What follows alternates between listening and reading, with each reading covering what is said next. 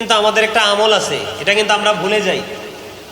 তাকবীরে তাশরিক যেটা বলা হয়, 9 তারিখ জিলহজ ফজর থেকে 13 তারিখ জিলহজ আসর পর্যন্ত প্রত্যেকটা ফরজ নামাজের পরে আমরা তাকবীরে তাশরিক দিব। আল্লাহু আকবার, আল্লাহু আকবার, লা ইলাহা ইল্লাল্লাহু, আল্লাহু আকবার, আল্লাহু আকবার, ওয়ালিল্লাহিল হামদ, আল্লাহু আকবার, আল্লাহু আকবার, লা ইলাহা ইল্লাল্লাহু, আল্লাহু আকবার, আল্লাহু আকবার, ওয়ালিল্লাহিল হামদ, আল্লাহু আকবার, আল্লাহু আকবার, লা ইলাহা ইল্লাল্লাহু, আল্লাহু আকবার, আল্লাহু আকবার, লিল্লাহিল হামদ। আলহামদুলিল্লাহ। ওই দিনে কিন্তু আমাদের জন্য নিয়ামতে পরিপূর্ণ আমল রয়েছে। কি রয়েছে? যেমন আমরা যখন ঈদগাহে যাব, আমরা রাসূলকে ফলো করে যাব। আমার নবীজি যখন রমজানের ঈদের জামাত পড়তে যেতেন, তখন তিনি বেজোর খেজুর খেয়ে যেতেন। এই আমলটা আমরা করা, বেজোর খেজুরকে ঈদগাহের দিকে যাওয়া, এটা আমাদের জন্য সুন্নাহ। এটা আমরা কি করব? আমলটা করব। আল্লাহর হাবিব ঈদুল ফিতরের নামাজে না খেয়ে যেতেন না, আর ঈদুল আজহার নামাজ তিনি শেষ না করে কিছু খেতেন না। এটা হচ্ছে আমাদের জন্য সুন্নাহ, এটাই হলো আমাদের আদর্শ, এটাই আমাদেরকে পালন করতে হবে। আর মা বোনেরা চাইলে, এখন তো আমি এমন একটা সময় আলোচনাটা করতেছি, আজকে মনে হয় 3 তারিখ, সোমবার চলে গেছেন, আজকে 3 তারিখ চলে গেছে। কেউ যদি চায় তাহলে কি করতে পারবে? ওই যে 9 তারিখ, 10 তারিখ তো ঈদে, 9 তারিখ পর্যন্ত আপনারা চাইলে এখন থেকে 9 তারিখ পর্যন্ত আপনারা মা বোনেরা, ভাই বাবারা যারা রাখতে চান তারা রোজা রাখতে পারবেন। আল্লাহ যেন আমাদেরকে রোজা রাখার এবং তাকবীরে তাশরিক দেওয়ার জন্য তৌফিক দান করে। সকলে বলুন আমিন। আর জোরে আমিন। আরও কিছু সমস্যা আমাদের মাঝে আছে। আমি যখন আমার গ্রামে গেলাম কিছুদিন আগে, কুরবানি নিয়ে আলাপ আলোচনা করলাম, অনেক মানুষ আমার কাছে আপত্তিকর বক্তব্য দিল। কি আপত্তিকর? আমার কাছে বড় অদ্ভুত লাগলো। মানুষের গোস্ত খাওয়ার পিপাসা কি এত বেশি? ধরেন 7 জনে কি করলো? 7 জন শরিক একটা গরু দিয়ে কুরবানি দিল। এখন 7 জনে কুরবানি দেওয়ার পরে গরুর গোস্তটাকে, পুরো গোস্তটাকে 8টা ভাগ করলো। গত বছরও নাকি আমাদের এলাকাতে এরকম করছে। কোন হুজুর নাকি ফতুয়া দিছে। কি দিছে? আপনি আমরা তো গায়ের জোরে যা ইচ্ছা তাই করতে পারি না? কিন্তু আসলে পরিপূর্ণ সহিশুদ্ধ পন্থায় সেটা হলো কিনা, সেটাই হলো দেখার বিষয়। এই জন্য আল্লাহ রাব্বুল আলামিন যেই কোনো কথাই বলেছেন, ইয়া আইয়ুহাল্লাযীনা আমানু বলেছেন, ইয়া আইয়ুহান নাস বলেছেন।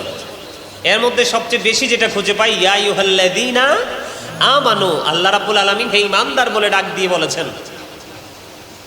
সবচেয়ে উত্তম যে পন্থা, কুরবানির পশুটা কিনে জবাই করার পরে গোস্তটা যারা শরীকরা নিবে, সবচেয়ে উত্তম, যেটাকে মুস্তাহাব বলা হয়, উত্তম যে পন্থাটা সেটা হলো গরুটাকে জবাই করে, পশুটাকে জবাই করে গোস্তটা 3টা ভাগে ভাগ করা হবে। কয়টা ভাগে?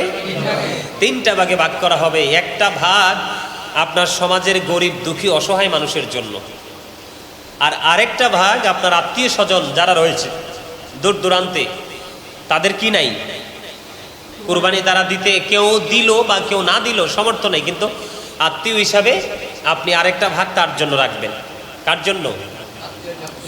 তার জন্য রাখবেন। আর একটা ভাগ, যেমন 7 জনে যদি কুরবানি দেন, একটা ভাগ 7 জনে মিলে ভাগ করে নেবেন। সুবহানাল্লাহ। এটা হলো সবচেয়ে উত্তম পদ্ধতি। কি? গোস্তটা কি করতে হবে? রাসূল প্রথমে নিষেধ করেছিলেন, পরে বলেছে রাসূল যে 3 দিনের পরেও গোস্ত কি করা যাবে? রেখে খাওয়া যাবে।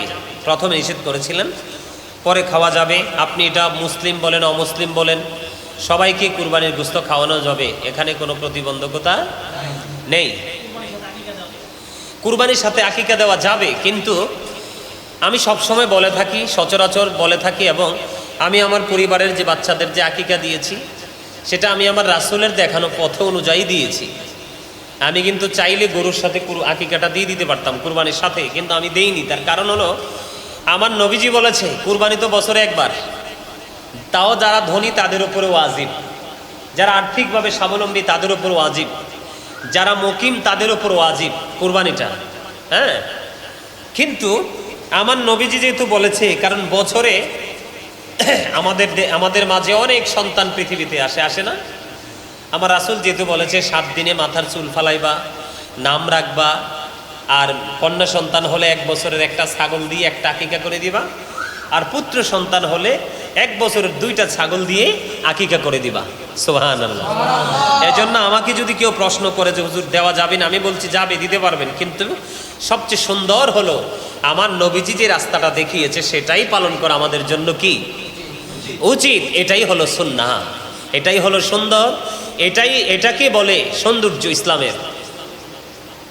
আমরা যখন অমান্য করব তখনই কিন্তু আমাদের সব সাইড দিয়ে আমাদের প্রতিকূল অবস্থা সৃষ্টি হয়ে যাবে। আবার আরেকটা বিষয় হলো, আমরা যে কুরবানি পশুটা জবাই করি, জবাইয়ের ক্ষেত্রে কিন্তু পশুকে কষ্ট দেওয়া যাবে না। পশুকে কি করা যাবে না? আর পশুকে কষ্ট দেওয়া যাবে না। জীবিত অবস্থায় চেঁচিয়ে, আমাদের দেশে দেখা যায় জীবিত অবস্থায় চেঁচিয়ে এক জায়গা থেকে আরেক জায়গায় স্থানান্তর করা হয়, এটাও করা যাবে না। অতীব দুর্বল ছুরি, যেটা ধারালো নয়, এইরকম ছুরি দিয়ে পশু জবাই করা যাবে না। কথা কি বুঝে আসছে? এগুলো কি করা যাবে না? করা যাবে না। আরেকটা বিষয় হলো, পশু জবাই করার সময় বিসমিল্লাহি আল্লাহু আকবার বলতে ভুলা যাবে না। বিসমিল্লাহি আল্লাহু আকবার বলে পশুর গলায় কি করতে হবে? ছুরি চালাতে হবে। এগুলো আমাদেরকে মনে রাখতে হবে। আর আমাদের দেশে যখন আমাদের দেশে কি বলবো, লজ্জাও লাগে, আবার না বললেও তো হবে না, মানুষ জানবে কি করে না বললে। আমাদের দেশে কিন্তু মানুষ নামাজ পড়ে আসলে, নামাজ পড়ে এসে আমাদের দেশে মানুষ কি করে, ম্যাক্সিমাম ছেলেরাই দেখছি একদম হাফ প্যান্ট পরে গোস্তের মানে পশু জবাই করে গোস্ত কাটাকুটি বন্টন করতে যায়। ম্যাক্সিমাম ছেলেরাই কিন্তু হাফ প্যান্ট পরে আসে। কি করে আসে? কি করে আসে? এখন আমরা তো এমন মুসলমান, গতকালকে একজনকে দৌড়ছিলাম, আমার খুব কাছাকাছি ছিল, তার চুল কাটার স্টাইল, তার দাড়ি রাখার স্টাইল দেখে তো ওরজন বলছি ওর তার মানে ইয়া নাই, জবান নাই। আমি ওরে বলছি আমার রাসূল বলেছে হাদিস শরীফের মধ্যে সব জাতির জন্য মডেল হওয়ার কথা ছিল আমাদের, সব জাতের জন্য। কথা বলে না? আমাদের দেশে কত বিধর্মী আছে না? সবার জন্য মডেল হওয়ার কথা ছিল কার? মুসলমানদের, ইমানদারদের। আর আজকে আমাদের মডেল হচ্ছে বেঈমানেরা। এখনকার যুগের ছেলেরা, যারা ইয়াং ছেলেরা, ম্যাক্সিমাম ছেলে কি হিন্দু না মুসলমান বোঝা যায়? বোঝা যায়? তাদের দাড়ি রাখার স্টাইল দেখলে, দাড়ি কাটার স্টাইল দেখে, এখন এগুলোকে রঙিন করার স্টাইল দেখলে আসলেই কি এটা আসলেই কি মুসলমান কিনা, এটাকে সালাম দিব কিনা। এখন সালাম দিয়ে যদি দেখি এটা অন্য জাত, তো কেমনে হইলো? ওদেরকে তো সালাম দেওয়া যাবে না। কথা কি বুঝে আসছি নি আমার? তো আমি বলতে চাই, আমরা যারা মুসলমান ইমানদার, আমাদের নাভি থেকে টাকনুর উপর পর্যন্ত ঢাইকা রাখতে হবে, এটা ফরজ। পুরুষের জন্য কি? কথা বলে না। পুরুষের জন্য কি? নাভি থেকে টাকনুর উপর পর্যন্ত ঢেকে রাখা ফরজ। এখন কুরবানি দেওয়া ওয়াজিব। কুরবানি দেওয়া কি ওয়াজিব। এখন গোস্ত বন্টন করা রাসূলের দেখানো পথ অনুযায়ী এটা একটা সুন্নাহ। এখন এর মাঝখান দিয়ে কিন্তু আমরা ফরজকে জবাই করে ফেলছি গরুর সাথে সাথে। কাকে? গুরুত্বপূর্ণ এক ফরজ আমল, যেটা নাভি থেকে টাকনুর উপর পর্যন্ত কি করে রাখতে হবে? ঢেকে রাখতে হবে, মাস্ট বি। এটা আমাদের জন্য ফরজ। ওয়াজিব এবং সুন্নাহর মাঝে রেখে আমরা ফরজকে কি করে দিলাম? একেবারে জবাই করে দিলাম। এটা কখনোই উচিত নয়। এটা ইসলাম বিরোধী, বড় অন্যায়, বড় অপরাধ। আল্লাহ যেন আমাদেরকে সবাইকে কুরবানি করব আল্লাহর সন্তুষ্টির জন্য, নাভি থেকে টাকনুর উপর পর্যন্ত ঢেকে রাখবো, এটাও আল্লাহর সন্তুষ্টির জন্য। গোস্তটাকে যথাযথভাবে বন্টন করব, সেটাও আল্লাহর সন্তুষ্টির জন্য। এগুলো আমাদেরকে কি করতে হবে? মাথায় রেখে কাজ। এই জন্য আমি প্রায় সময় যখন মাঠে আলোচনা বেশি বেশি করি, তখন আমি প্রায় আলোচনা যখন দেখি ওয়াজের ময়দানটা একটা প্রতিকূলতা সৃষ্টি হয়, এই জন্য আমি প্রায় সময় বলি আমার নবীজির ওই হাদিস, আদিবু আওলাদাকুম আলা থালাতি খিসালিল হুব্বি নাবিকুম ওয়া হুব্বি আহলি বাইতিহি ওয়া আলা কিরাতিল কুরআন।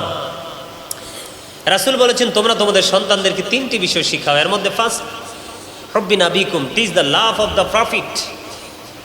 এরপরে 2 নাম্বার হলো টিচ ফ্যামিলি লাভ ওয়া হুব্বি আহলি বাইতিহি। তারপরে বলেছেন কোরআন তেলাওয়াত শিখাও। কি শিখাও?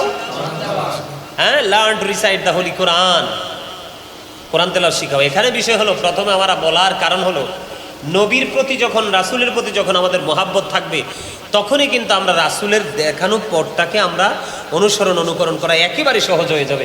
আমাদের রাসূলের প্রেম নাই বিধায়, আর এটার জন্য আমি মনে করি বাবা মা দায়ী। কে দায়ী? এই যে আমাদের